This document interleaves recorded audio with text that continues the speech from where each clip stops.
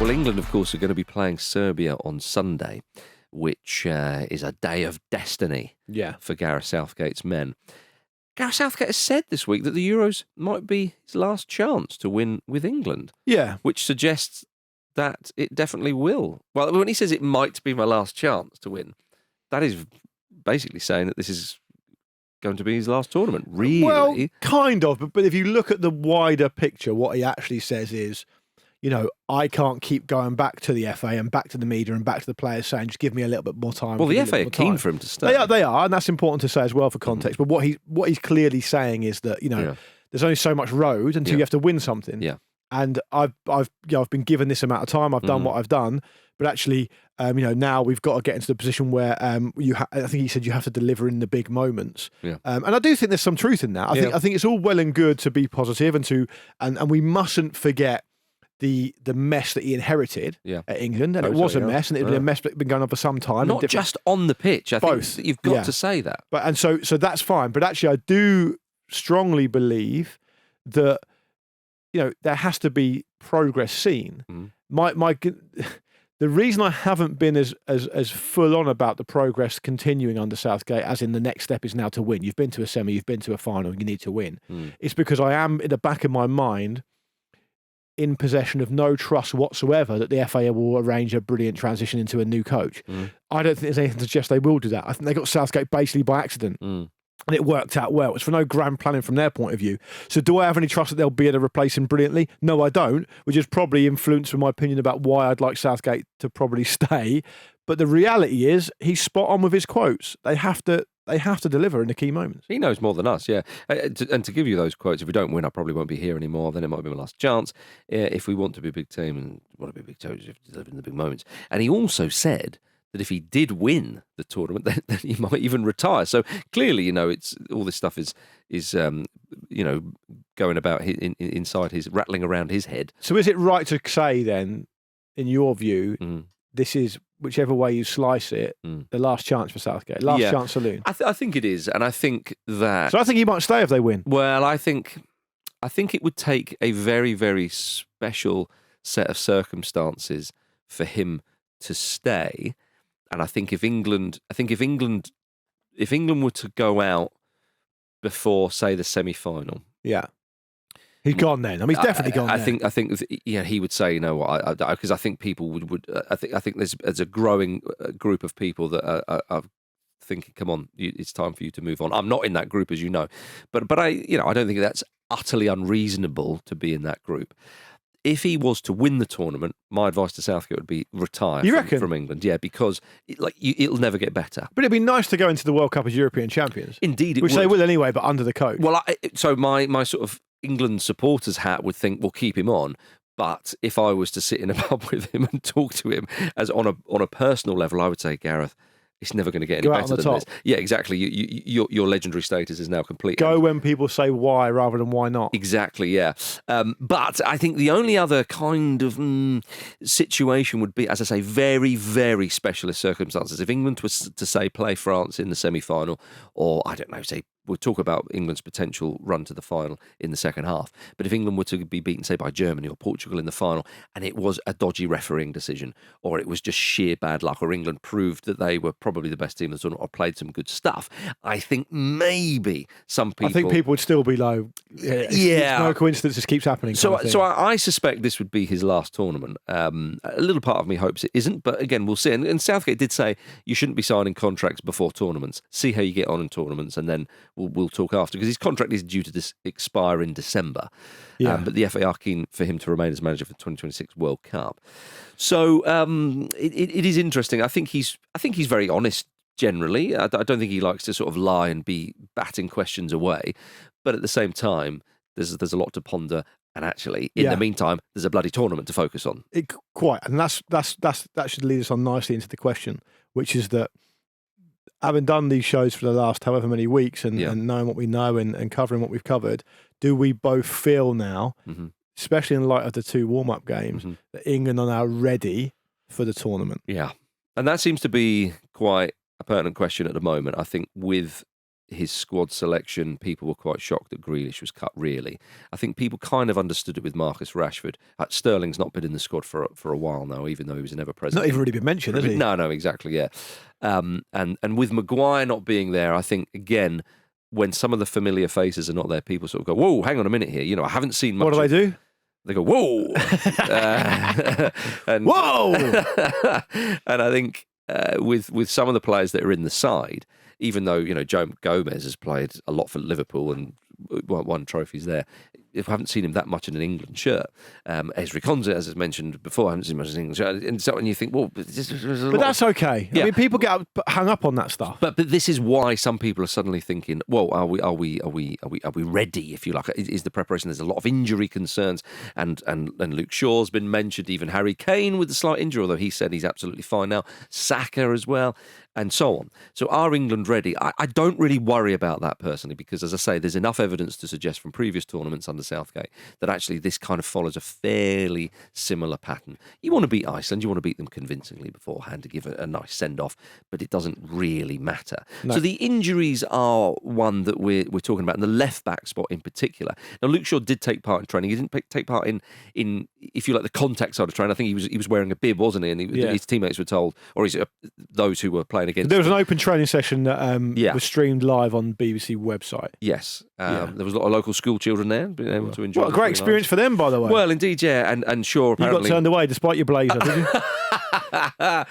Denied to the fat bastard in the blue blazer. You should have had a shave before you went. I should have done. I really should have done. But before you get on to the specific details about injuries and players, I just want to make a point, because I think it's important at this juncture to kind of just say that, you know, you mentioned Iceland there. You mentioned the result and you know, what can happen in the build up to tournaments and stuff. The intensity will be totally different. Yeah, like what's happening in a couple of warm up games is England break down Bosnia eventually and they beat them handily. They don't manage to do that against Iceland. They concede a goal, they lose. But the mentality of players who are at the very basic level human beings is that I'm so close to a tournament here. I probably know, or with the exception of one or two, they probably know whether they're going to play or not in the opening game, right? So what's the last thing they want to happen? We'll get injured and not go. So there's an element that if England just apply intensity to what they did against Iceland, even though they weren't that good, if they apply the intensity, I think that just changes the whole thing. Yeah. And if you see England going into that first game on Sunday, playing with the intensity they've played with in previous tournaments under Southgate, and there's no reason to suggest they wouldn't, personnel might be different, the shape might be different, there could be slight changes from tournament to tournament. But if they play with the same attitude and intensity they've played before, they will win that group. And that's important to remember. We can only really go on the last game we've seen. You're only as good as your last game and all the rest of it. But that is such a different scenario to what we're about to see on Sunday. Definitely. I think England are ready. And I think the reason for that is because all this stuff that comes along in the build-up to a tournament, setbacks, player unavailability, controversies, whatever, it's quite difficult to imagine how Southgate would have gone through a build-up without having any of that. Yeah. Including the selection. He's going to have to leave someone out. That's done now. They're all there now. They've travelled. The people who have travelled have travelled. The people who aren't travelling have not travelled. The bubble's there. Yeah. They now need to focus forward and not behind. And I think they will do that. I think they've been good at doing that. And that says to me that despite the things that have happened, they are ready and they should be ready. And there will be no reason to not leave everything out on the field in every game in a tournament. And if they do that, England are a force to be reckoned with. I'm not saying they'll win it. I'm not saying they won't slip up or something bad won't happen. But you sometimes got to flip it and go, look, Serbia could be tricky. Opening game's a tough one. Denmark have got quality. Slovenia perhaps not so much, but you never know if you get the pressure builds and all the rest of it. But think about what they're thinking about playing England. Exactly. Serbia don't want to fucking open against England. No way. Yeah. I mean, it's frightening. So there's all that to it as well. So I think they are ready to go and they will be focused. But anyway, you were going to talk about the open training session that Luke Shaw, I remember. But you're right to say all that. And I think that England have a belief, but they also have a focus now. And if anybody needed a little bit of reminding how things can go wrong, then that Iceland game is a good reminder. But on the training session itself, Luke Shaw was there. The hope is that he'll be available for the second game. Now, in an ideal scenario, England win their first 2 games, and so Luke Shaw can definitely play against Slovenia the whole game. The horrible situation would be is England lose to Serbia, something like that, or indeed he comes on against Denmark as a nightmare, or whatever it may be. But we'll get to that in the second half. So it is good to see Luke Shaw there. There is always going to be question marks on his inclusion because he hasn't played a competitive game of football since mid-Feb. Yeah. It's a long time ago in footballing terms now. But elsewhere, John Stones and Bukayo Saka participated in the session, which was good to see. Now, this is intriguing. Trent Alexander-Arnold, Declan Rice and Jude Bellingham were seen grouped together in a passing drill, and we've talked about that on the main show, and we're going to talk about that in the second half as well. It could be those 3 starting for England against Serbia. But some people are saying, despite what we said, has the tournament come just about the wrong time for England with regards to a few injuries? And what I would say to that is, well, do remember Euro 2020 before COVID. Harry Kane would have been unavailable for that tournament. Yeah. And England benefited from the fact that it was then delayed a year. Has the tournament come at the wrong time for England? Harry Maguire's a miss. I think there's no doubt about that. But he's not Declan Rice, Jordan Pickford. I'll even throw in Kyle Walker there, Harry Kane, Jude Bellingham, Phil Foden. He's been a vital part of the England sides recently, but I think Gay is I don't think the drop off is much at all. Some people would argue it isn't any with regards to him. Certainly in experience it would be. So you're always going to get the odd injury here and there. And I think other teams have got that as well. Lewandowski, he had a pre-tournament friendly injury, I think. I don't think it's serious, but he picked up a knock. Look at France in the World Cup. France had injuries and they managed to get to the final. Tchouaméni, I think, has had injuries to deal with. Obviously, Luke Shaw, as you mentioned. I don't think Frankie de Jong's going to play for Netherlands. There is a doubt, yeah. Yeah, so all these countries have this stuff happening. I mean, people are playing all the time now, so it happens. I like the idea that we can look at an open training session and see 3 players grouped together and decide who's playing in midfield. I suspect it's perhaps not quite as easy as that. Pickford was just to the left of it, so is Pickford going to be... Yeah. At one point, Pickford, he was getting the water bottles, right? Yeah. So is he not going to start? Well, I don't know. I mean, people were saying, does Trippier provide the overlapping runs that reminds me... Pickford, get him up there. Yeah, no one would predict that. Do you know what it reminds me of? It reminds me of when Nick Faldo was captain for Europe in the Ryder Cup. Yeah. And he'd written down his opening day pairings on a piece of paper and done the old Malcolm Tucker and held it. And the long lens had got him. Love it. And it was terrible for the US, terrible for Europe because the US basically knew the pairings, which is a big deal. You don't announce those till very late on. Yeah. And then he tried to style it out. Oh, I thought he was bluffing. That's what I was saying. No, he got caught. He got caught. Done. And he got asked about it. And he said, no, it wasn't the pairings. It's actually it was the sandwich orders for the lads for their lunch.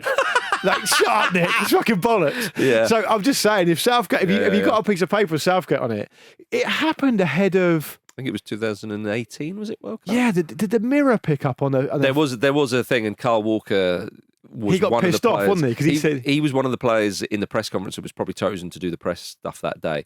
He said, "Look, if you guys can help us, we'd appreciate that kind of thing." I remember there was a bit of a debate about that on Twitter. There was because all the journalists were saying, "Look, it's a big story. It's my responsibility to publish it." And everyone else was saying, "Well, you want England to win or not?" Yeah. And it's like not all the journalists are English. But look, I think is it interesting that we haven't seen quite so much of the old inflatable unicorn stuff and the happy camp and all that kind of thing, or do you think is that symbolic of England wanting to get down to business, or do you think it's just a coincidence? I'm sure there'll be all that. You've got to keep the good times, I mean, that sort of family, happy holiday atmosphere almost that they create will still be there, whether it's a unicorn or some other mythical creature. The reason I ask is because you have to accept that there's been quite a large turnover of players from tournament to tournament with England, especially taking into account that it's only actually been 18 months since the last one, not the usual 2 years. Yeah. So you've got players like, you mentioned one or two of them before, Rashford, Sterling, Grealish, Phillips, Henderson, these big characters, these players who have been important for England in their own way are not going to be there. Yeah. So the people who come in, it's incumbent upon the existing guys to settle them in and to make sure they're all settled.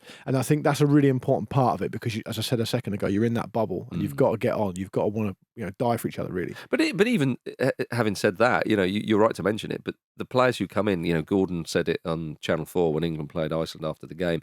Even Ivan Toney said it, and he's not been around the camp that much at all. He's like, these really good set of lads here. And again, you get that feeling that people really want to play. They want to be a part of it. And I think that there is the core there. There's enough players there who have been there who can welcome in and so on. I want you to like each other. Yeah. But I want you to hate Serbia, Denmark and Slovenia more. Yeah. And if you can do that, you won't go far wrong. Mm-hmm. Indeed. I want us to be lovers, not haters, though. You be the lover. Yeah. I'll be the hater.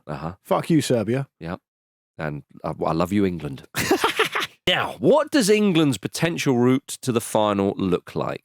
Some people will say, what on earth are you doing? Well, inevitably, this is what we are. And this is what the management team will do. This is who we are. There's no getting away from it. Yeah. This is the kind of people you're listening to. Yeah. Look, we all do tournament predictors, and you map it out. And so we're doing it with England in mind, of course. Yeah. Who do you think you are supporting a team and then imagine them doing something good? That's the whole point of this. Who are among the favourites, lest we forget. Yeah. They wouldn't be my out-and-out favourites for the tournament, but the bookies disagree with me, and so do a number of people. So England, of course, are in with Serbia, Denmark and Slovenia. If England finish first in Group C, which they are favourites to do, there's the caveat. Yeah. They would face, in the round of 16, the third-place side in Group D, E or F, which is a great argument to just expand the damn thing to 32 teams. So that could be possibly Poland, Slovakia, Czech Republic. So it's a bit of a tricky one to kind of predict there. But it would be a side, again, going on the law of averages and what people would expect to happen, and it doesn't always play out like that. Of course, it would be a side that England would be expected to beat. Yeah. But the problem with this, we can do a path through and we can go for the probabilities and what's most likely to happen. But it doesn't only mean it's not only informed by what England do, it's informed by what happens in the other groups. Of course. You're expecting not just England to do their job, but the other so-called big nations and the fancy teams to do their job as well. Because what can happen pretty quickly, and what has happened in the past, is that, let's just take Group A, for example. I know England, if they win, will do D, E or F. Actually, let's just stick to Group D, right? England could play the third place team in Group D if they win their group. So it's just as a conversational point. Well, Group D is Poland, Netherlands, Austria or France, right? Now, maybe you'd think, okay, France will come first, Netherlands will come second, and Poland or Austria will come third. Yeah. But it might not happen like that. No, indeed, yeah. All that needs to happen for that to be upset is on the opening game of Group D, which is on the 16th, Poland and Netherlands draw. Yeah. And the whole thing's fucked. Yeah. So you don't know who you're going to get, which is why as soon as you come out the group stage, you've got to be super prepared. Yeah. And what's happened with the the 24 teams in the Euros change, which is a bit like going to McDonald's and having a Big Mac meal, but then buying yourself some carrot crunchies, right? Oh, it's neither one thing or the other. Yeah. If you go to McDonald's, you know why you're there. Just, forget the carrots. If we're having a tournament here, let's make it so the numbers make sense. That's it's got to be 16 or 32, right? I'm kind of relaxed about whatever. But with the 24 teams, you have this weird game in between the group stage and the quarterfinal where you could play anyone. And a lot of the time it just becomes an extra game, but it can be a real barn burner. You can get two teams that you'd England v go Germany. Deep. England v Germany. Again, in the previous Euros, obviously Germany were in with France, Portugal, and Germany. But if you remember, on the final day of that group, when the fixtures happened, at one point Hungary were through, and then it all was changing. You think it's yourself, Belgium against Portugal. Yeah, exactly. So it could well be a Croatia v Spain. Exactly. So if we were to move up to the quarterfinals, once you get there, again, if you put in everything into the predictors as perhaps a lot of people might think it would go, then England could face, say, Italy, Spain or Croatia. But as you say, if France finish second in their group or Germany finishes it, suddenly the whole thing is blown open. England got Ukraine in their quarterfinal in 2020. Which was a good draw for them. I mean, they won the game 4-0, which suggested... The lineup of the quarterfinals of the Euros last time was Belgium, Italy, Switzerland, Spain, Ukraine, England, Czech Republic and Denmark. Yeah, because which, to be fair... Czech Republic had knocked out Netherlands. Denmark had beaten Wales in the second round. That side of the draw really opened up for England. But it's funny, when you read off those teams, it's not the strongest. I mean, I suppose you're missing Germany. But the top half of the draw was pumped. Yeah, it was. The top half of the draw, you had Belgium, Portugal, Italy, France, Croatia, Spain, all in the top half. Well, and the surprise was Switzerland beat France. So again, trying to predict this stuff is almost futile. But as it's not completely futile, that's why we're because doing we like to dare to dream. Yeah. So what you're saying is basically when you get to the quarterfinal, if you get there, you're probably going to be playing someone good unless you're very, very lucky. Exactly, yeah. And I think Italy are an interesting one because we got asked the question, do they have the best manager in the tournament, and could that make the difference? Quite possibly. Spalletti is a great operator. I wasn't that worried. I mean, you've always got to be wary of the Italians, of course, with their pedigree and what they've done. And they are the European champions for crying out loud. Yeah, exactly. Yeah. But with Spalletti in there, I thought, ooh, that does change it for me. It just ramps it up a notch. I was really interested in listening to the OTC preview of Portugal, and Andy and the guys on there talking about how Roberto Martinez is pretty well suited to international football. I think he's great for him. And he's probably not being thought of as much as he should be. I agree with that. Given the quality of Portugal's squad as well. To me, I don't know if it's because we played France before and went toe-to-toe with them, and yes, we lost, but we could have won. I feel more worried about Portugal than anyone else. Yeah, I think Portugal have got a brilliant squad. 04, 06. Yeah, oh, dearie me. And again, stamp it on the bollocks. If Portugal do what they're expected to do and England do, then the only time they would meet would be in the final. Yeah. Which actually, as I've mentioned a number of times, and actually, who would believe it would be relevant again? That little conversation I had with Roberto Martinez in the bogs at Craven Cottage. Yeah. When we were in the Cottage Pavilion. I can spell his wicked whispers. Indeed, it was. He did say. We talked about the Euros, and he said, well, fortunately, all being well, we'll be on the other side of the draw to England. Yeah. So he's got he's England thinking about that as well. Well, exactly. I think look. I understand if you're listening to this and you're Scottish or Irish, or Welsh, but it's mostly the Irish and the Scots. Oh, don't forget the Welsh in this; they dislike us as well. Oh, I've cracked another problem now, haven't I? Okay, sorry, Wales to start with. But what I'm saying is, it's not like arrogance or hubris for us to say that other teams will be worried about England. Yeah. Because Marcus has spent time in the bogs with Roberto Martinez, who manages Portugal, one of the favourites, and he said he's worried about it. Yeah, so not in those words, but he was pleased. Well, we're paraphrasing, but take it from his words, not yours. Yeah. From his point of view, he doesn't want to be in. No. First of all, he doesn't want to be in the box with you. No. But secondly, he doesn't want. He does not after your piss jousting at Wembley that time. But he also doesn't want to play England, right? Yeah, I don't think anybody would particularly want to play England. That said, there will be teams who would rather play England than France, or rather play England than Portugal. But that's not how it works out. So I think that what we've learned here, and this is the final show of the series. It's right to us to be talking about roots and all the rest of it, and it is a show about England. You're looking at the group stage. That I don't think Slovenia are that good. I'm setting myself up for a fall here because the watch along with all the listeners is against Slovenia, and I could be an absolute pariah for saying that. But again, England are heavy favourites to win that. Serbia and Denmark do have quality though. Yeah. I think you've got to be careful of that. So that's that. You go through the knockouts if you get there. Poland, Slovakia, Czech Republic, if it goes to form, I think that's okay. Yeah. I think that's fine. You probably take that. If I said to you now, bang, second group, what's it called? Second phase. Yeah. Second round, you play Poland, Slovakia, or Czech Republic. You take it. Bearing in mind England played Germany last time, so exactly. Yes, you would, yeah.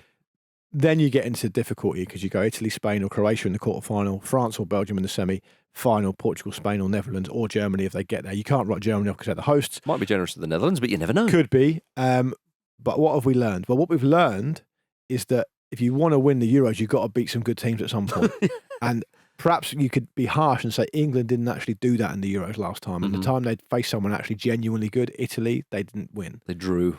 Yeah, they did draw, but they lost overall. They ultimately lost. And so look, it's harder. I actually feel like when it was a 16-team tournament, it was harder than the World Cup. Oh, it was. There's less. There's every game, fewer dead rubbers, and there's higher quality. Totally. So the Euros is potentially harder to win than the World Cup. Yeah, that's how we'll word it. But the only counter argument to that, I think, is that you come up against teams in the World Cup that you just don't play that often. Yeah. So England competitively won't play Argentina or Brazil or anything like that really, at all. Indeed, they won't. Indeed, they anyway, won't. It's exciting. It is very, very exciting. And now, everybody, to ramp up that excitement, it's time for the Take Thermometer. Yeah, every week on Lions Watch, we sense Chitlet's big opinions on the Take Thermometer. I'm not going to go through the whole thing again, but we had a massive oversight. We suddenly realised before the final episode that we haven't yet taken the opportunity to take the piss out of Henry Winter. And so why not do it today? I won't be doing that. Okay, well, I'll do it. Yeah, I had a lovely time with him at that awards ceremony. Next to him. It's just sickening. You mentioned the man's name. Is it? Well, because the headline this time around the Take Thermometer right, go on then. It's Henry Winter. Right. England need quarterback Trent Alexander-Arnold to unleash attacking talent as tougher tests await at Euro 2024. Yeah. Henry says England need to get higher up the pitch, and that means Trent has to start in midfield, unleashing those 60-yard passes to pick out the advanced Bukayo Saka on the right, Harry Kane in the middle, Bellingham off him, and Phil Foden on the left. Alexander-Arnold can release the fullbacks on rapid raids, and it will allow Harry Kane to stay forward. Henry Winter's got a take in this thermometer. Why are we not taking the opportunity? Yeah. No, what do you mean? First you've got to ask me what I think of the take. What do you think of Henry Winter? Get a flare up your ass! He's done it! There, Henry's brought it home for us. Come on, Henry! Nice. Well, it sounds like it is going to happen. Mate, I'm telling you. I tell you before. Henry Winter, and I said this to you before, in that lovely evening I spent with him in that award ceremony, he said to me, next to Rice, he said, I think it's got to be Alexander-Arnold. And he explained all this to me then. He's now shared it with the world. All I'll say is Henry Winter is exactly the kind of bloke you would like. And I'll just leave it there. That's it. Do you want me to explain that? Not really, no. I've worked with Henry 5+ times. Yeah, but every single time I've worked with him, he's greeted me like he's never met me before. But he's always been very polite. Would you agree with this take?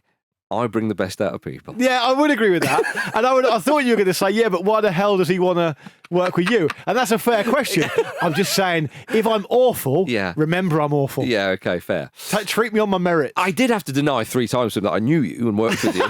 And only then was all this kind of chat unlocked. You're the Football Weekly guy. Yeah. I live in Australia, yeah. That's right, a long time. It took me ages to get here, but I'm here. Yeah. No, I think it's a good take.